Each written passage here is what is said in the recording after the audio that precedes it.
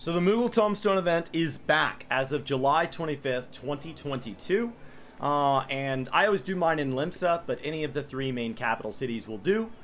Here in Limsa, I know exactly where this one is, because this is where I always do it. This Iterant Moogle right here, next to the market board, next to the Aetherite.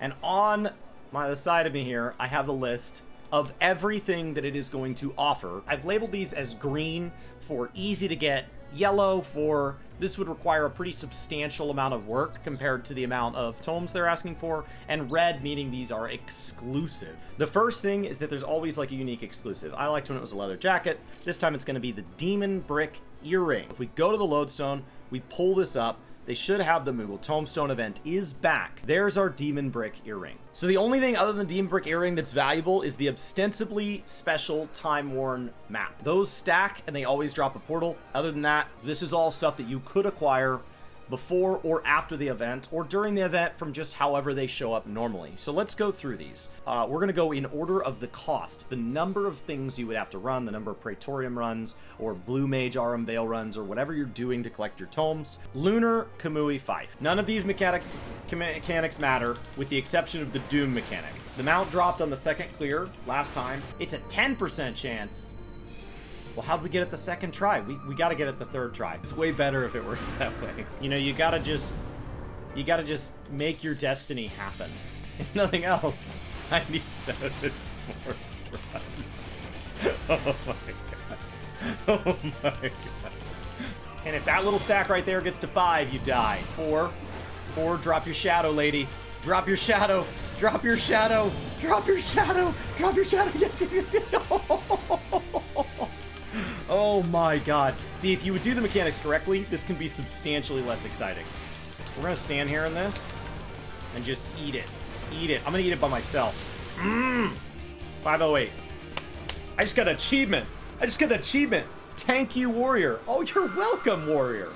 What did I just get? Yeah, see, why don't you just get the mount 2 out of 3 tries and then everybody has it. I have this Blue Moon Farmerscape hanging in my house. It is majestic. My 300th duty. I got another mount. Okay, so that would be best done with multiple people, but usually extreme trials are relatively easy to solo or duo at this point. That one got a little bit chaotic. I had actually never cleared it. I had done a ton of it in Party Finder back in the day, never got a clear, didn't have a static. So that was a lot of fun. If you have to run it 99 times, then you don't have a problem anymore, because you get the totem that drops each time. At 5 or 6 minutes to clear, I hope you get it long before then. So this is the Suki mount. Looks stunning. Next mount is your Ufidi horn. This actually drops from Ishgard Restoration. Now the next one here, the Moogle Tombstone events always remind us of how valuable scripts are. They regularly have these things in here. These balloons are up because we've completed it. There is a feat, like a big celebration that goes on. That event is worth doing at least once. There's some easy drops from that you can get as well. But these Sky Builder scripts are what you get from them. The Ufidi horn is here, but there are other mounts as well. So this is always worth kind of coming and doing. They're very easy to get at this point. There's also a lot of ballroom etiquettes. We're going to get to a ballroom etiquette in a bit. This one is going to be available in the Moogle Tombstone event, but look at all these. And then modern aesthetics as well. So there is a lot. I think Saintly Style is in this particular one. And then we have a bunch of minions as well. So we've got a bunch of stuff in here. I don't have all of them yet, but there's quite a bit locked in here. If you wanted to come sit in and just farm these up. Farming up Sky Builder scripts is a great way to kind of work towards your pterodactyl mount. So along the way, you'd get more than enough scripts to buy up all of that stuff. The next one is this little mount here. This is the Wind Up Elven. This comes from a fate. The fate's from Eureka. And so, or you can get it from the material container. If you aren't familiar with the material containers, these are loot boxes in game. If you pop over to your grand company, I'm an adder, so mine's in Gridania. I've been an adder because back in the day, you could only PvP with members of your same grand company. And the people that I joined the game to play with were all adders. And so it wasn't really a choice for me, but now it doesn't really matter. I find that the best way to get these seals is to turn in all the random gear that I get in different dungeons. If you push 0 on your numpad, you can turn these in rapidly. And every 20,000 of these, you'll be able to buy a loot box. But you will notice I don't have loot boxes no matter what rank I check. And so to get the next rank, I would need to complete 5 unique squadron dungeons, which are the precursor to trusts. And so that would also increase my seal cap above 80,000. So I would be able to store a little bit more, and it would give me the ability to buy the mount or minion loot boxes. If those are not market prohibited, a lot of those have, they've really dropped in price. So check the market board on that. It's gotten a lot easier to get. So the next thing you're gonna wanna get is the Escape Orchestra Scroll. This is gonna drop from Alpha Escape 3 in the Omega series. We're gonna see if I can solo this. This is just normal, so this shouldn't be a problem, right? All right, so I'm back with friends. That's such a dick move. Open the chest and leave while somebody's in a cutscene. Last person out has to take all that crap. Roll that 69 and it's yours every time. Every single time. All right, guys, here is the Alpha Escape 3.0 Escape Orchestra Scroll. Run these for your tank mount credit. Run these with friends. That's how I'd recommend doing it, or get it from the Moogle Tomes. That is all done over here. And I turn these in. Okay, so if you have a crafter level 90, that is 10 or more levels above 80. So if it is a non-green recipe here, this is the one we're gonna make. You synthesize this. High quality just starts you out up here. It literally doesn't matter because there's an ability called Trained Eye that will instantly cap your quality. And I now get a maximum quality. I have bound that together into a macro called Easy Peasy that literally just pops Trained Eye and then a double groundwork. So as you turn these in, once you just kind of turn these in, I'm getting the max. I'm getting 63 each. So 1,800 divided by 1663 is what the Moogle Tombstone event is saving you.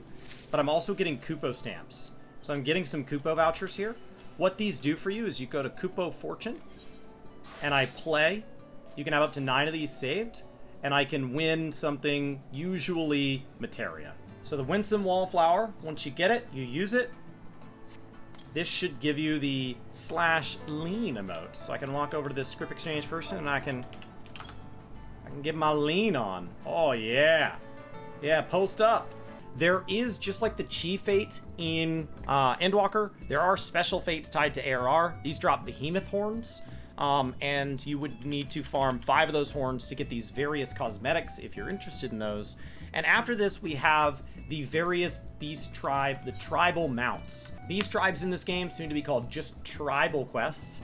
Beginning in patch 6.2, we're changing the naming convention. It's the same stuff. And the mounts that are available this particular time are the Cavalry Elps from the Sahagin here in Lenosha. And the Kobold ones, who drop the Bomb Palanquin, a lot of people's favorite of the ARR Beast Tribe mounts. And so we have this Bomb Palanquin, this little bomb chair. And then if you go run the Titan Extreme, this should be soloable, but definitely easy to farm up in a group. After your Golfaxi, we are getting the Ramu Extreme. It is the exact same mount, just a different skin. And then we move into Thornton and Sephiroth Extreme for the Lanners. Round Lanner and the Warring Lanner from Thornton and Sephiroth, respectively. So those are easy enough. The next thing is the Mgp Platinum Card. This is a way to farm up basically like a Bastion Report amount of experience of 50,000 MGP. Very easy to get. And after this, we talk about crafted items. These are very, very, very cheap. They're also easy to craft. The materials that go into them aren't wildly crazy. Some of these were literally under 4,000 gil. But what we have is downstairs in my personal house. We have them all set up. You have the step bed right here. Siphon, coffee brew, coffee maker here. Could be easily set up on a table. Then we've got the Fat Cat wall clock here. The Bomb Cauldron. And the Ronkin rocking chair here. So the rocking chair might be my favorite of the set, but, you know, whatever you like. I wish my character would kind of rock on it when they sat down into it, but it is what it is. And then after that, we move into the Neo Ishgardian set. These are crafted, once again, very cheap to get. And this is what that looks like. So, pretty reasonable. So, not bad. This moon, by the way, comes from Suki Extreme, so if you're farming that up for the mount. And after that, we talk about the riding maps. So these riding maps right here. In your logs, we have the mount speed. So you can see I have all the Lenosha ones. They just cost allied seals to farm. All these do is increase the speed at which your mount goes when on the ground to the same speed that the motorcycle goes when on the ground. So when you're flying, all mounts are the same, so it doesn't matter. So I'll probably pick these up, but all you are doing is literally collecting gold stars. The next thing we're getting is the Biggs and Wedge card, available via Lower Lenosha if you want to go grind that yourself. There is actually a second Triple Triad trainer available as well. So you can always go Google this stuff. A lot of times there's multiple sources. FFXIV card, which also has 2 separate sources, but they're labeling it as East Shroud. Keton Dashing that we went and farmed, that is card 208. And I got that today by running Swallow's Compass. They say 27% drop rate, so basically just spam this unsync till it drops. Drop the card 3%, 2%. Thank God this counts for tank mounts, so I'm getting something. Ladies and gentlemen, the Keton Dashing card has been claimed and added to your card list. And then the Yiasmat, which comes from a Triple Triad container or trainer or the Ritterana Lighthouse. And then we get to move into the 2 minions. So the first of those minions is this adorable little cat right here, and the second of those minions is this little hedgehog right here. And so if you want to get both those are available from other things. One is via Centurio Seals, so it's less than an hour's worth of work, but would likely be done over separate days. So I would just go run like a Praetorium and be done with it. The hedge, however, this one right here is from Uznair, or those loot boxes from your Grand Company. So this would be way easier to just get for the Moogle Tomes. So after that is the Orchestra scroll from the 777 Whiskers. You may recognize it because that is from the Namatsu zone. So very easy to get from your Namatsu Beast Tribe. A great way to get probably one of my favorite mounts in the game. So that gets you through any last irregular tomestones. And that is everything that you can get from this event. The only exclusive thing from this event that you absolutely need to get if you're trying to full clear every single cosmetic in the game is the Demon Break earring right here on the left. So you can see that I plan on picking up a couple of minions. I need MGP right now, so I'd love to farm up some MGP. But largely this is stuff that you could already have these things regularly circle through these Moogle Tomestones events or things like them. So it might be a different set of mounts from Extremes, it might be a different set of Triple Triad cards, a different set of riding maps. But these events are not really something that for me personally increases the amount of time that I play. It just maybe changes the way that I play with the time that I do have, kinda.